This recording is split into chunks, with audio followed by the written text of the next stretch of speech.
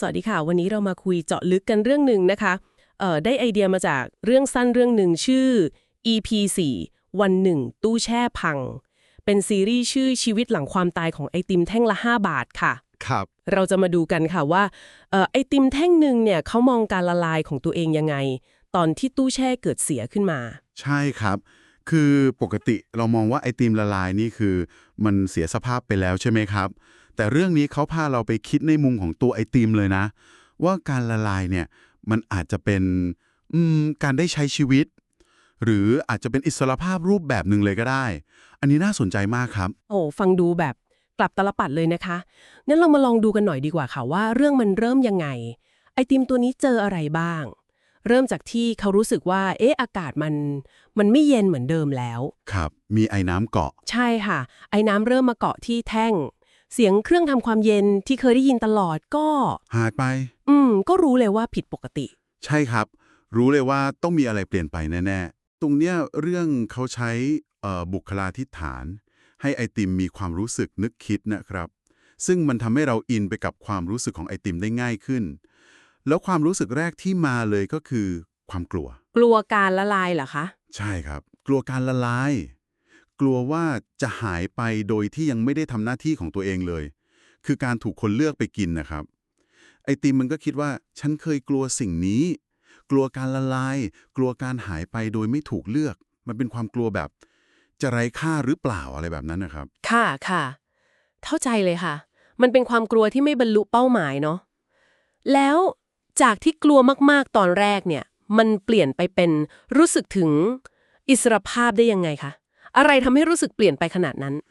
จุดเปลี่ยนมันน่าสนใจมากครับ คือจากที่เคยชินกับความเย็นมาตลอดชีวิต จู่ๆมันก็รู้สึกอุ่น อุ่นเป็นครั้งแรกเลยครับ อย่างที่มันบอกว่า แต่ตอนนั้นฉันกลับรู้สึกอุ่นขึ้นเป็นครั้งแรก แล้วความรู้สึกอุ่นนี้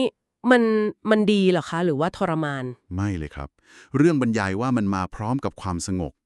แบบสงบอย่างประหลาด จนกระทั่งมันบอกว่าฉันจำรสชาติตัวเองไม่ได้แล้ว โหครับ เหมือนกับว่ามันได้หลุดออกจากสิ่งที่เคยเป็นตัวมันมาตลอดหลุดจากรสชาติเดิมพอฟังแบบนี้แล้วอะ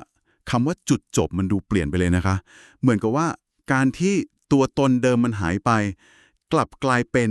การได้เจออะไรใหม่ๆ ที่มันบอกว่า นี่แหละคือการได้ใช้ชีวิตจริงใช่เลยครับนี่คือแก่นของเรื่องเลยที่ว่าการละลายคืออิสรภาพมันไม่ใช่แค่อิสระจากตู้แช่หรือความเย็นนะครับแต่อาจจะเป็นอิสระจากความคาดหวังจากบทบาทเดิมๆประสบการณ์ข้างในของไอติมเนี่ยมันสอดคล้องกับที่ผู้บรรยายสรุปไว้เลยครับว่าหลายคนกลัวจุดจบแต่ในบางชีวิตการละลายคืออิสรภาพมันชวนให้เราคิดเรื่องคุณค่าเลยนะว่าจริงๆแล้วคุณค่ามันอยู่ที่ไหนกันแน่ค่ะ อยู่ที่การถูกเลือก หรืออยู่ที่ประสบการณ์ ครับ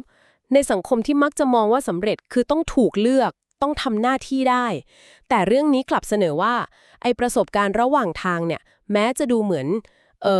ล้มเหลวในสายตาคนอื่นนะแต่มันอาจจะมีคุณค่าในตัวมันเองก็ได้แต่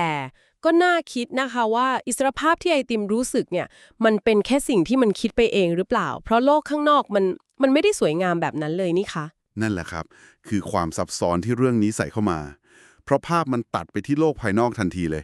มีเสียงพนักงานตะโกนมา เฮ้ย ตู้แช่เสียไอติมเน่าหมดแล้วว่ะ โอ้ยแรงมากครับ แล้วไอติมทั้งหมดรวมทั้งตัวเอกของเราก็ถูกกวาดทิ้งทางขยะไปเลย โหมันคือภาพความล้มเหลว ความเสียหายในสายตาคนอื่นแบบเต็มๆเลยครับ ซึ่งมันขัดแย้งอย่างรุนแรงกับความรู้สึกได้ใช้ชีวิต ได้เป็นอิสระที่ไอติมกำลังรู้สึกอยู่ข้างใน ภาพมันตัดกันสุดๆเลยค่ะ ข้างในคือการค้นพบความหมาย แต่ข้างนอกคือกลายเป็นขยะไปแล้ว ใช่ครับ และไอ้ประโยคสุดท้ายที่ไอติมคิดก่อนจะละลายไปหมดเนี่ยมันยิ่งย้ำประเด็นนี้เลยนะ ที่มันคิดว่าในท้ายที่สุด ฉันไม่ได้ถูกกิน แต่ฉันได้ละลายอืม เหมือนยอมรับ ครับ เหมือนยอมรับแล้วก็ค้นพบคุณค่าในสิ่งที่เกิดขึ้นจริง ไม่ใช่การยอมแพ้นะครับ แล้วประโยคที่ว่าอย่างน้อยฉันก็ไม่ได้ถูกลืมไปแบบเย็นชาตลอดไปเนี่ยอาจจะตีความได้ว่าการได้ผ่านความเปลี่ยนแปลง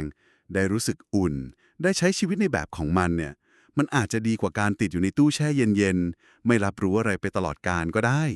สรุปแล้วเรื่อง EP 4วัน1ตู้แช่พังเนี่ยก็คือใช้เรื่องไอติมมาเปรียบเทียบนะคะ เพื่อให้เรากลับมาคิดว่าชีวิตความสำเร็จความล้มเหลวหรือความหมายของการมีอยู่เนี่ยมันคืออะไรกันแน่ ครับผม บางทีสิ่งที่เราเห็นว่ามันคือจุดจบอาจจะไม่ใช่จุดจบจริงๆก็ได้ แต่เป็นการเปลี่ยนไปสู่อะไรบางอย่างที่มีความหมายในแบบของมันเอง ใช่เลยครับ แล้วมันก็ทิ้งท้ายให้เราคิดต่อได้ดีมากๆเลย จากคำพูดของผู้บรรยายที่ว่า อิสรภาพนั้นอาจมีค่ามากกว่าการถูกเลือกเสมอ อืมจริงด้วยค่ะ มันเหมือนตั้งคำถามกลับมาที่เราเลยว่า อะไรคือสิ่งที่มีค่าจริงๆ การทำตามเป้าหมายที่คนอื่นหรือสังคมคาดหวัง หรือว่าเป็นการเดินทาง การเรียนรู้การค้นพบความหมายในประสบการณ์ของเราเอง แม้ว่าผลลัพธ์มันอาจจะไม่ใช่สิ่งที่เรียกว่าสำเร็จในสายตาคนส่วนใหญ่ก็ตาม ถูกต้องครับ บางทีคุณค่าจริงๆ มันอาจจะซ่อนอยู่ในกระบวนการที่เราได้ละลาย ได้เปลี่ยนแปลงตัวเองไปสู่สิ่งใหม่ๆ ก็เป็นได้นะครับ